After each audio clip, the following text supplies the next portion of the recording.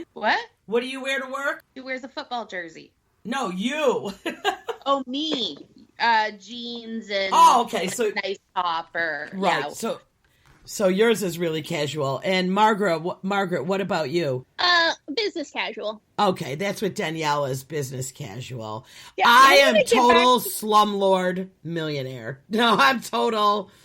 I wear sweatpants and a t-shirt because I'm in a kitchen. Me too, Cindy. I walk in with my joggers, and then my Fucci bag. Got to even it out. Right. I feel like that alone would be a reason to stay at a job. I know it. I'm telling you, a part of me is like... are you going to wear dress pants? Ugh.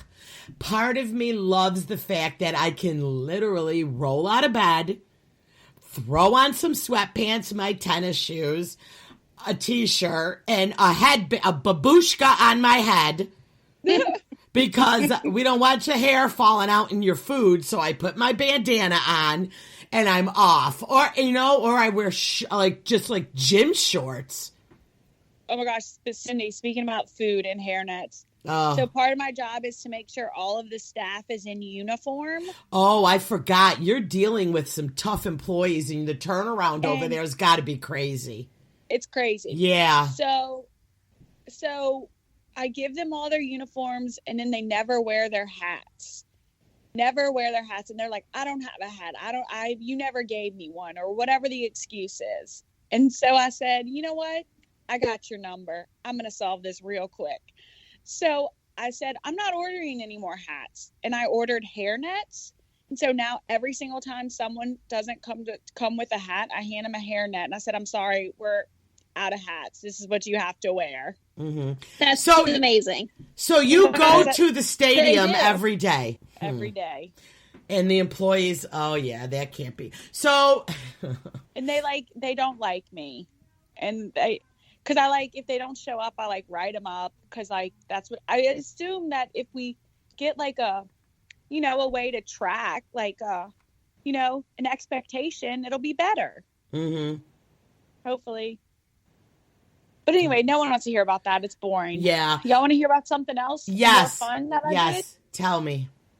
So I went hiking on the Appalachian Trail the week before Christmas, and I almost died. That's right, you did. Y'all remember? I don't know what possessed you to do that. This is why I'm team indoors. Ryan was like, "Let's go up to whatever city we stayed in, right outside of Chattanooga." And he was like, "Let's go. It's going to be so fun." And that's fine. He did all the legwork, booked the place. Let's go. Found us a little trail. We woke up one morning and just started out hiking. It was, I'm not kidding you, 4 miles uphill. Oh my God. Straight uphill. Yeah. And then we're walking up, and I get so hungry, but then I get scared to eat my food, because then what if we get lost and I've already eaten all my food? Yeah, then you're right. Right. So, you have no tires to burn for smoke signals. You don't have a vehicle for shelter. You are straight up screwed. Right. And it was so cold, and it was going to be rainy the next day. And I was like, oh gosh. And then we're walking, and there's bear poop on the trail. Oh, it was rough. Didn't see any wildlife.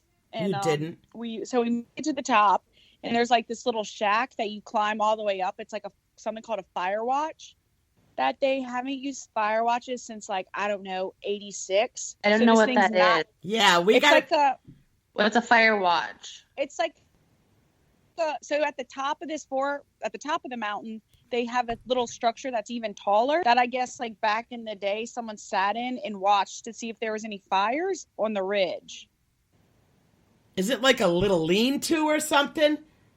No, it's imagine a water tower. They look, or a lifeguard stand. Oh, yeah. That, I get it. Okay. Yeah, a really, really tall lifeguard stand. You climb up there on a ladder? Yeah, it has the zigzag stairs. Oh. Under it?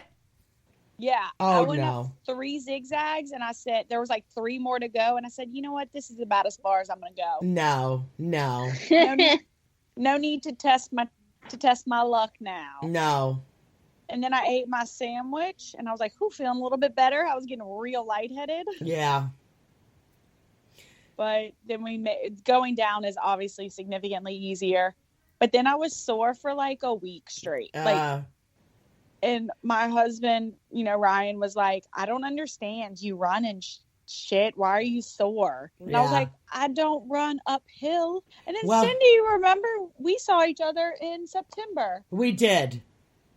You were renting a big fancy house. Oh, yes. Yep. Also, if anyone wants to live in Oswego, the property is $1. Why? Is there like lead in the water or something? She's like, the property is $1. No, I'm not kidding you. For taxes must be out of control because they're horrific.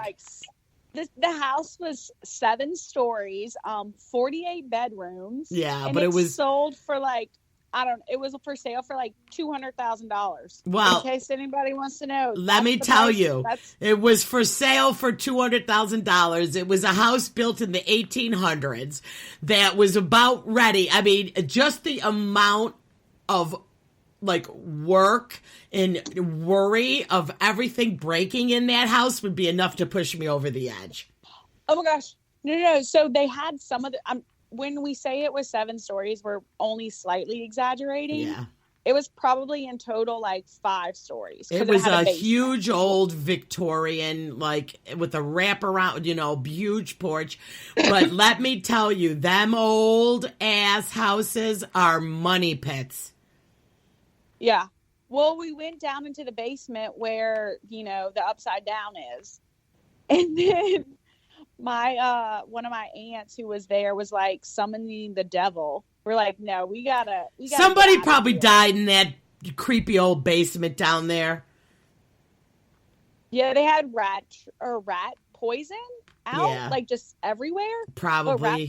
This rat poison looked because like cat food. Those basements are like sub basements, right? Was it like dirt floors?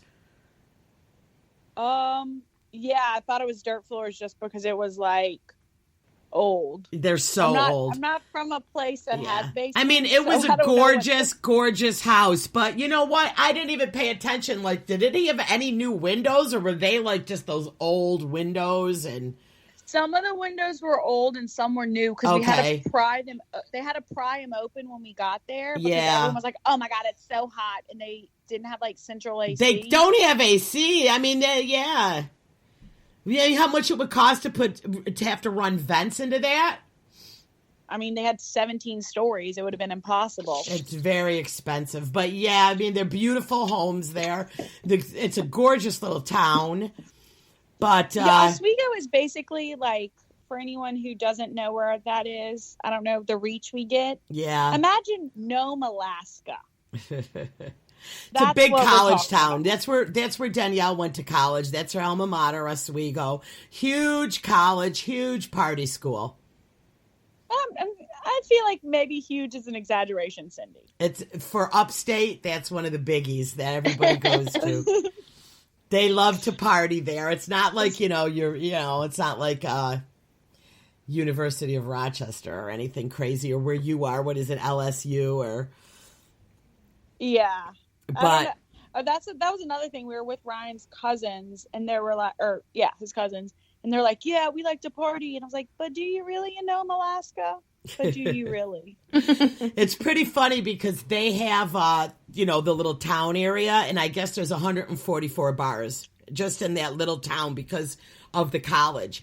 And it's called Bridge Street. And the college big thing is to do the Bridge Street run. And you have to go into every bar and have one drink. And if you make it to the end without passing out, you get a T-shirt proving that you did it. You have to probably you probably have to get a stamp like at every bar you have your drink at, But it's funny because that little teeny town, I mean, imagine all those bars. That's how much those kids drink. Well, I mean, what else can you do? Yeah. You're like, you're just snowed in all the time. And it's so bitter cold, but it's beautiful. Some of those old houses are gorgeous. So is that area cold?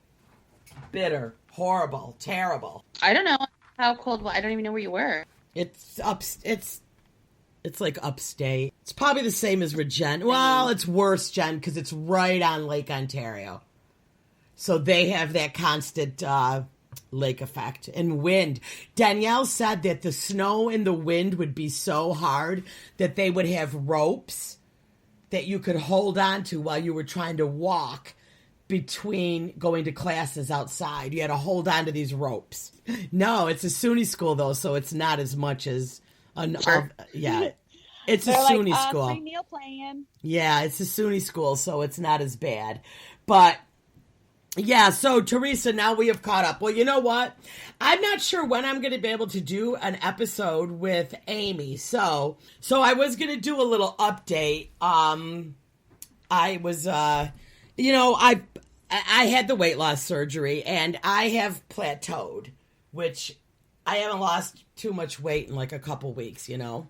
Well, you look fabulous. Well, thank you, but trust me, nothing's happening. So me and Jen were just discussing like how much we ate today. Like, I don't know. I have these days where I just want to eat everything.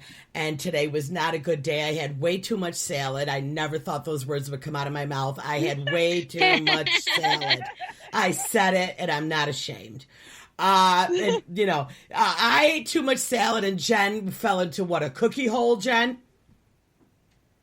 Yeah, cookies and granola bars and fries and just put anything else you put within reaching distance of me. Yeah, so and since the surgery, it's been 3 months. I've noticed a difference in because I've cut out carbs and sugar, and I don't crave it. Like if you cut it out, I noticed it's true. Even Danielle, who's been doing the Fitness Pal app, she's lost like 26 pounds. But she cut out diet soda and sweets. And she's a sugar addict. I'm talking, she was a complete sugar addict with the candy and all that. But she's like, I don't crave it like I used to since I cut it out. She doesn't crave it because you no longer have diabetes, so it won't kill you. She was trying to kill you. Right. So I've been off my diabetes meds. I left the hospital off of them, which does make my dieting a lot easier because I can go long periods of time now without eating where I don't have to worry about crashing. When I had the diabetes, it was like I constantly had to have something because I was always crashing. So my sugar's been steady. I can go hours without eating, and it's, that's been great. But I've been at this plateau. So I went onto my message boards. As you guys know, did I discuss that I go on the bariatric surgery message boards? Yes. And I have, between my dieting and reading all their other messages, I feel like I have learned a lot. Hence, don't eat sugar. You won't crave the sugar. I've learned.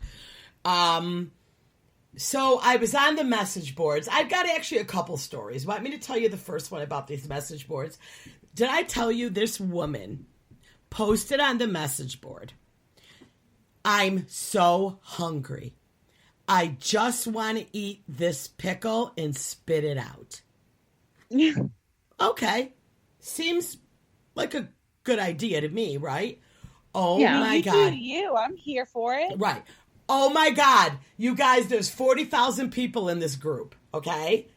The posts under here in all capital letters, all these people are screaming, don't do it. You're going to develop an eating disorder. And I just kept reading this over and eating disorder. Don't chew it. Don't spit it out. Don't do it. This is horrible. And I thought, you fat bitches, we weigh 400 pounds, and you're talking about an eating. You all have eating disorders. Why do you think we're here? I'm like, bitch, eat the pickle and spit it out, girl.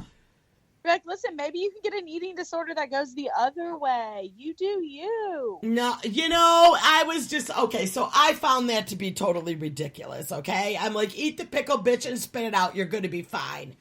these people were crazy. So now I'm like,